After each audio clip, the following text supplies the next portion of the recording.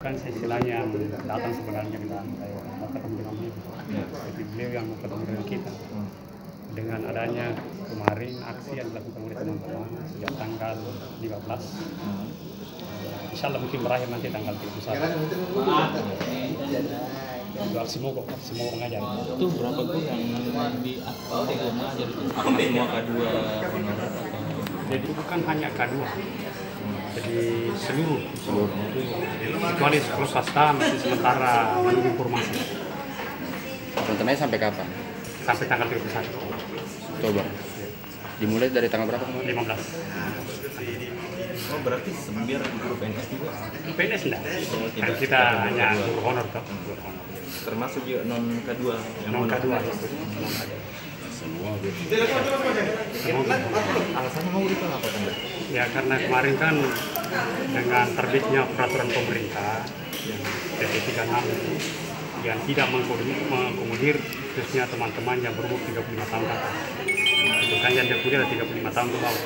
Tapi kemarin yang ikut saat sekarang ini adalah teman-teman juga yang 35 tahun ke bawah, tetapi karena ada yang tidak masuk sistem, jadi ikut juga untuk mempertanyakan bahwa sebenarnya siapa yang salah dalam hal ini, apakah sistem yang salah ataukah memang teman-teman tidak bisa lulus berkas.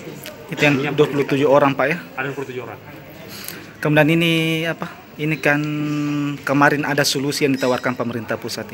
Bagaimana tanggapan itu? Apakah menerima atau tidak itu yang? Ya, jadi kalau solusi yang ditawarkan pemerintah, saya kira ya pemerintah seperti itu.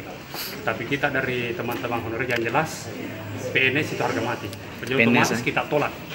Bukan yang pegawai tetap yang kemarin itu yang yang sesuai MR PNS itu. Karena kemarin kita lihat kan yang tahun-tahun kemarin setelah perekrutan bahkan ada yang berumur sampai 50 tahun kok masih bisa. Ini ada apa ya? Ini perlu kita pertegas. Pas ini dibatasi Pak ya? Masih dibatasi. Ada apa? Lagi-lagi sekarang kan kita butuh betul-betul guru di Indonesia. Bayangkan Pak, di se-Indonesia itu sekitar 700.000 lebih kekurangan gurunya.